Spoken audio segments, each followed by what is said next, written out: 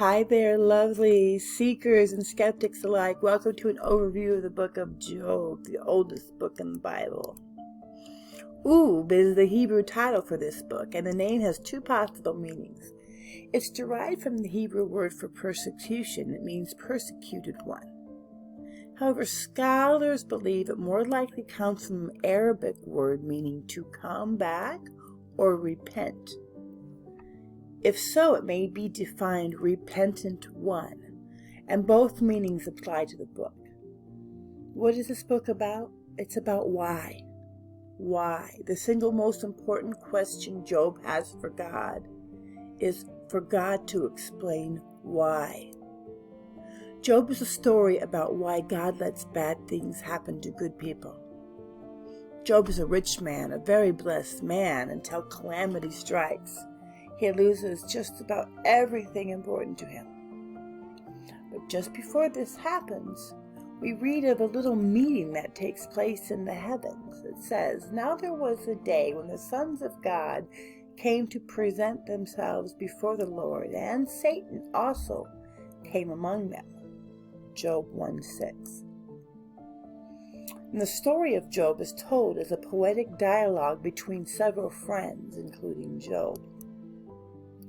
It's a story of a righteous man who is experiencing difficult trials and how he responds in faith.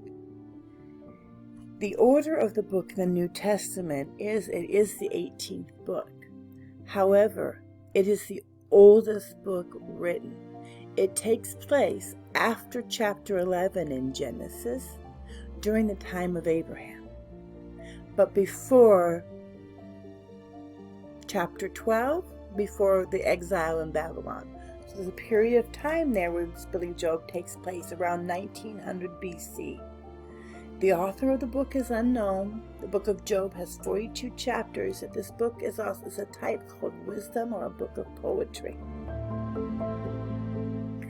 It takes place in the mysterious land of Uz. However, no one knows quite for sure where Uz was, and some scholars believe it's possible it was in the Palestine area. A little caveat to note is there is another story. It's an Iranian story. It is almost identical to the story of Job. It tells the same story of a man that suffers and repents, and it's in Arabic. So it's the same story written for a different culture, and I just find that quite fascinating. The main point of Job is that bad things sometimes happen to good people who have done nothing to deserve it. The story tracks Job's transformation as he faces trials and tribulations and how they affect his faith in God. See, God and darkness, they strike a deal.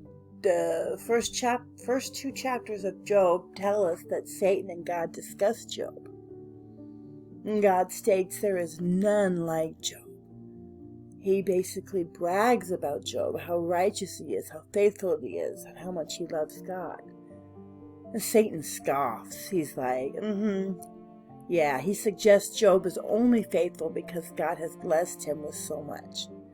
So Satan basically says, hey, let me take away everything from him. Let's see if he still loves you then, God.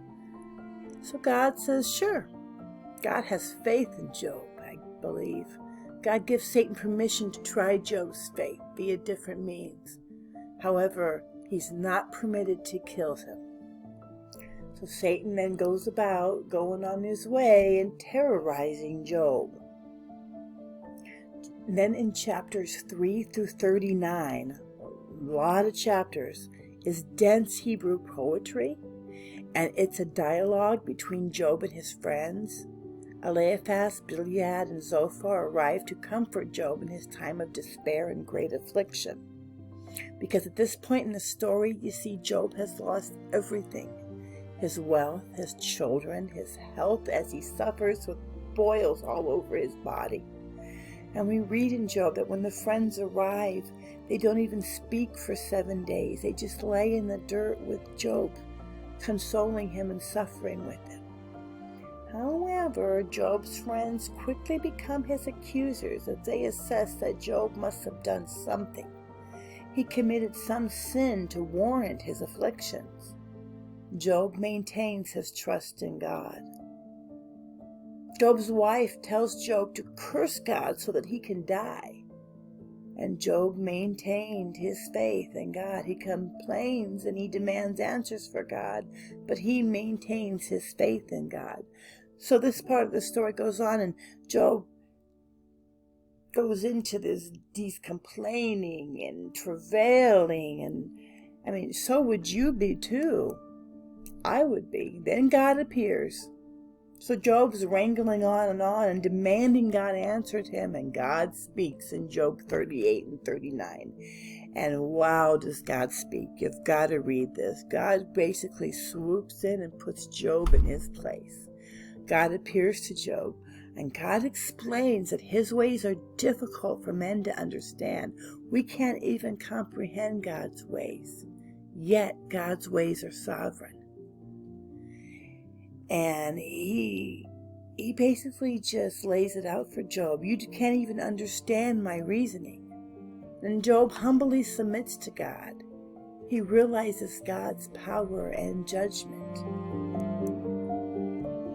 And then in the last part of Job, Job replies. Job repents for doubting God's sovereign and power.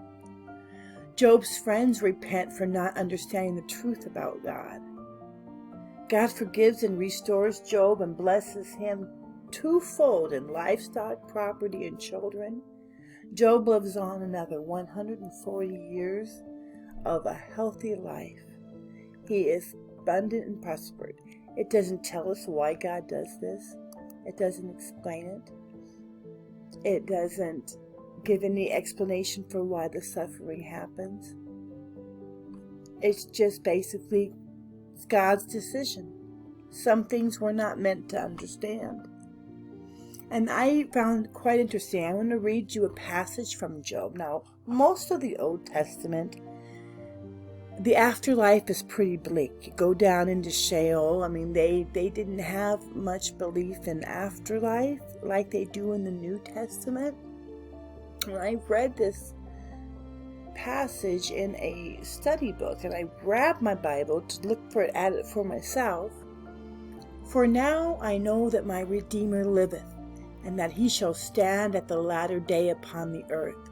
And though after my skin worms destroy this body, yet in my flesh I shall see God, whom I shall see for myself, and my eyes shall behold, and not another through my reins be consumed within me.